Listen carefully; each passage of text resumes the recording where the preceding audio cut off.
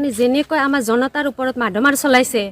মানে কোনো পধ্যে এই চৰকাৰখনক আমি মানি ল'ব নোৱাৰোঁ মানে আমাৰ দুখীয়া জনতাক কেনেকৈ হাৰাশাস্তি কৰি মাৰিছে এতিয়া উঠি অহা যুৱ প্ৰজন্মৰ লগত তেওঁ যিমানখিনি মানে কি ক'ম আৰু যিমানখিনি কৰিছে তাৰ উপৰি এতিয়া আকৌ GST লগাইছে হোষ্টেলৰ ফিজ বঢ়াইছে স্কুলৰ ফিজ বঢ়াইছে কোনো পধ্যে সম্ভৱ নহয় এই চৰকাৰখনক আমাক আৰু নালাগে আমি এই চৰকাৰখনক আমি মনৰ পৰা উলিয়াই দিছোঁ তেওঁলোকে চৰকাৰখন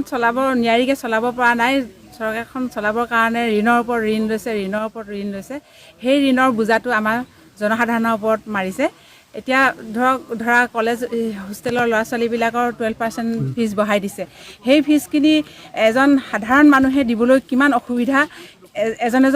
অভিভাৱকেহে গম পাব মানে সেই কথাটো মুখ্যমন্ত্ৰীয়ে গম নাপায় কিয়নো তেওঁ টকাৰ ওপৰত বহি আছে আমি মধ্যবিত্ত মানুহবিলাকে মানে যেনে তেনে চলি আছোঁ ধৰা পঢ়াৰ ক্ষেত্ৰত যেনে তেনে যোগাৰ কৰি অভিভাৱকে এখন হোষ্টেল বা এখন কলেজত পঢ়াইছে তেনে ক্ষেত্ৰত যদি 12% এখত যদি 12 টকা বঢ়াই দিয়ে তেতিয়াহ'লে কিমান পইচা দিবলগীয়া হ'ব এইটো এটা মানে ল'ৰা ছোৱালীৰ ওপৰত হেম্পাৰ হ'ব পঢ়া শুনাৰ ক্ষেত্ৰত কিয়নো মধ্যবিত্ত মানুহখিনিৰ যথেষ্ট অসুবিধা কেন্দ্ৰীয় চৰকাৰে যি নতুন সিদ্ধান্ত লৈছে যে GST ইনক্ৰিজ কৰিছে যে ছাত্ৰ ছাত্ৰীবিলাক যিবিলাকে পিজিত থাকে হোষ্টেলত থাকে তেওঁলোকৰ যি ফিজ সেই ফিজটো 12% তেওঁলোকে যি ইনক্ৰিজ কৰিছে তাক আমি তীব্ৰ বিৰোধিতা কৰিছোঁ আচলতে বিজেপি চৰকাৰখন যে তেওঁলোকে যিবিলাক নতুন নতুন হেৰি আনিছিলে আঁচনি আপোনালোকে জানে যে GST গব্বৰ সিং টেক্স এটা গব্বৰ সিং টেক্সটো লগাই দিছে আপোনাৰ ল'ৰা ছোৱালীৰ পিজিৰ ক্ষেত্ৰত আপুনি চাওক এই চৰকাৰখনে আচলতে প্ৰতিটো মুহূৰ্তত জনতা শুহিয়ে থাকিব নেকি এতিয়া যে হিমাংশু দাস ডাঙৰীয়া যে এটা গান যে তেওঁ যে ইতিমধ্যে উলিয়াইছিলে যে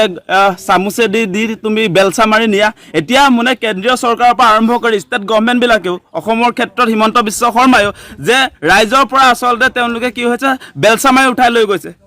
ৰাইজৰ হাতত থকা সাধাৰণ টকা পইচা এতিয়া আৰু মানুহৰ হাতত থাকিব নোৱাৰে তেওঁলোকে চুহি মানে তেওঁলোকে লৈ গুচি যোৱাৰ সিদ্ধান্ত গ্ৰহণ কৰিছে আমি গতিকে এই কেন্দ্ৰীয় চৰকাৰ বা ৰাজ্য চৰকাৰবিলাকে যি সিদ্ধান্ত গ্ৰহণ কৰিছে ল'ৰা ছোৱালীৰ ভৱিষ্যত ধ্বংস কৰিবৰ কাৰণে দুখীয়া ছাত্ৰ ছাত্ৰী এতিয়া আৰু হোষ্টেলত থাকি পঢ়িব নোৱাৰিব দুখীয়া ছাত্ৰ ছাত্ৰীসকলক তেওঁলোকে মানে তেওঁলোকৰ জীৱনটো একেবাৰে অৱস্থা নাইকিয়া কৰিবৰ কাৰণে ৰাইট টু এডুকেশ্যন শিক্ষাৰ অধিকাৰ যাতে তেওঁলোকে নাপায় তাৰ ব্যৱস্থাই কৰিছে আওপকীয়া ক'বলৈ গ'লে টেক্স দি আচলতে ল'ৰা ছোৱালী পঢ়িব নোৱাৰে আমাৰ এনেও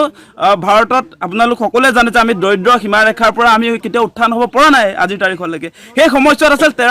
তেৰৰ মানে টেক্স টেৰৰিজিম তেওঁলোকে যিটো কৰিছে সেইটো কৰিব লাগে নে নালাগে আচলতে কৰৰ সন্ত্ৰাসটো চলাব লাগে নে নালাগে সেইটো আচলতে আমাৰ এই বিশ্বগুৰু নে কি সেই মানুহটোৱে বুজি পোৱা দৰকাৰ আছিলে নে নাই প্ৰধানমন্ত্ৰী নৰেন্দ্ৰ মোদীয়ে সেই কথাটো জনাৰ দৰকাৰ আছিলে নে নাই গতিকে আমাৰ স্পষ্ট কথা তেওঁলোকে ল'ৰা ছোৱালীৰ ভৱিষ্যত ধ্বংস কৰিবৰ কাৰণে যি 12% কৰৰ বোজা পুনৰ জাপি দিছে সেইটো অতি শীঘ্ৰে বাতিল কৰক অন্যথা কিন্তু ছাত্ৰ ছাত্ৰীক লৈ আমি ভৱিষ্যত সময়ত তীব্ৰ আন্দোলন গঢ়ি তুলিবলৈ বাধ্য হ'ম সাধাৰণ মানুহৰ পৰা চুহিটো খাই আছিলে এতিয়া তেওঁ মানে বিদ্যালয়ত যিবিলাক অধ্যয়নৰত ছাত্ৰ ছাত্ৰী তেওঁলোকক 12% যি ইনক্ৰিজ কৰিছে তাক আমি তীব্ৰভাৱে বিৰোধিতা কৰিছোঁ তেওঁ আচলতে কাকো নেৰিব নেকি এটা right to education of the Indian কনষ্টিটিউশ্যনৰ ভাৰতৰ সংবিধানৰ মতেতো আমাৰ ফ্ৰী এডুকেশ্যন হোৱা উচিত আছিলে এতিয়া শিক্ষা গ্ৰহণ কৰা ছাত্ৰ ছাত্ৰীৰ পৰা তেওঁলোকৰ ভৱিষ্যত পঢ়া শুনা বহুত ছাত্ৰ ছাত্ৰীয়ে দৰিদ্ৰ সীমাৰেখাৰ তলত বসবাস কৰে আজি EWSৰ নিচিনা হেৰি তেওঁলোকে কোটা কৰ্তন কৰি দিয়া হৈছে বহুত ল'ৰা ছোৱালী মেধাৱী ছাত্ৰ ছাত্ৰীয়ে এতিয়া আচলতে তেওঁলোকে যি দীৰ্ঘদিনৰ পৰা যিবিলাক সুবিধা ভোগ কৰি আছিলে সেইবিলাক সুবিধা এতিয়া বানচাল কৰি দিয়া হৈছে এতিয়া এই 12% যি ইনক্ৰিজ কৰিছে তাৰ ফলত কি হ'ব আমাৰ সাধাৰণ ছাত্ৰ ছাত্ৰীবিলাকে তেওঁলোকে বিভিন্ন সপোন লৈ আচলতে পঢ়া শুনা কৰিবলৈ আহে তেওঁলোকৰতো জীৱনটো বৰবাদ কৰি দিব তেওঁ সেই কাৰ্য অতি শীঘ্ৰে বাতিল কৰক এই বস্তুটো প্ৰথমতে আমি ক'ব বিচাৰোঁ এইটো গ্ৰহণযোগ্য নহয় কাৰণ চৰকাৰৰ প্ৰত্যেকটা কামত তেখেতৰ মানে হেৰিটো ইমপ্লিমেণ্টেশ্যনটো আমি আজিলৈকে পোৱা নাই ডেভেলপমেণ্ট নিজে গুণ গাইলে এই কথাটো আমি সাধাৰণ মানুহে কেতিয়াবা একচেপ্ট নকৰোঁ এইটো আমি আপোনাৰ মাধ্যমতে ক'ব বিচাৰোঁ লগত তেখেতে যিটো ষ্টুডেণ্টৰ ফিজ 12% ইনক্ৰিজ কৰিব কৈ আছে এইটো কি তেখেতে ষ্টুডেণ্টৰ 12% ইনক্ৰিজ কৰিব যিটো বস্তুটো তেনেহ'লে আমাৰ অসমৰ ভৱিষ্যতটো ক'ত লৈ গৈ আছে আমি সাধাৰণ জনতা যে সাধাৰণ জনতা হিচাপে আমি এটা বস্তু উপলব্ধি কৰিছোঁ যে